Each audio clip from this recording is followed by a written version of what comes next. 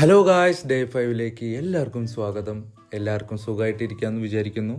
അങ്ങനെ നമ്മൾ നേരത്തെ കടയൊക്കെ തുറന്നപ്പോൾ എന്താ അവസ്ഥ?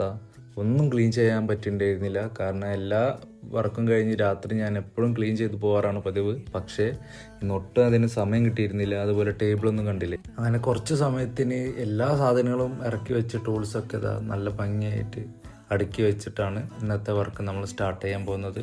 ഇന്നത്തെ വർക്ക് എന്ന് വെച്ച് കഴിഞ്ഞാൽ ഇത് കണ്ടില്ലേ, ഇതാണ് പമ്പ് സെറ്റ്. വെറും പമ്പ് സെറ്റ് അല്ല, ഇത് കുഴൽക്കിണറിൻ്റെ പമ്പ് സെറ്റാണ് കേട്ടോ.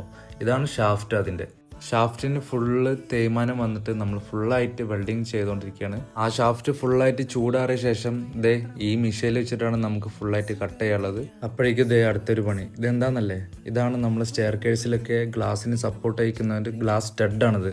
ഈ കസ്റ്റമർ ഏകദേശം ഒരു 3 mm കട്ട് ചെയ്യാൻ വേണ്ടിയിട്ട് നമ്മളെ കടയ്ക്ക് എത്തിച്ചതാണ്. ഇത് കറക്റ്റായിട്ട് നമ്മൾ ത്രെഡും കാര്യങ്ങളും ചെക്ക് ചെയ്തിട്ട് കസ്റ്റമറിന് കൊടുത്തിട്ടുണ്ട്. അതൊക്കെ കഴിഞ്ഞത് വീണ്ടും നമ്മൾ പമ്പ് സെറ്റിൻ്റെ ബെയറിംഗ് സ്ലീവ് ഉള്ളിൽ നല്ല ടൈറ്റ് ആയിരുന്നു, അതൊക്കെ നമ്മൾ തട്ടിയെടുത്ത്. അങ്ങനെ ഈ മോട്ടറിൻ്റെ ഇംപ്ലയറിൻ്റെ ഭാഗമാണിത്.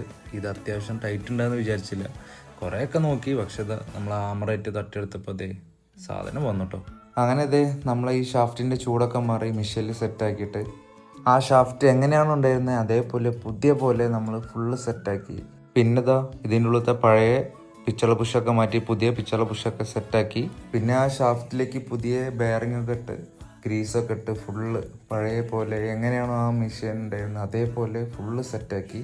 അപ്പോൾ ഇത്ര ഉള്ളൂ ഗായ്സ്. അപ്പോൾ ഇതുപോലുള്ള വീഡിയോസിനെ കൂടെ കൂടിക്കോളൂ. വീണ്ടും സന്ധിക്ക് വരയ്ക്കും. ബൈ.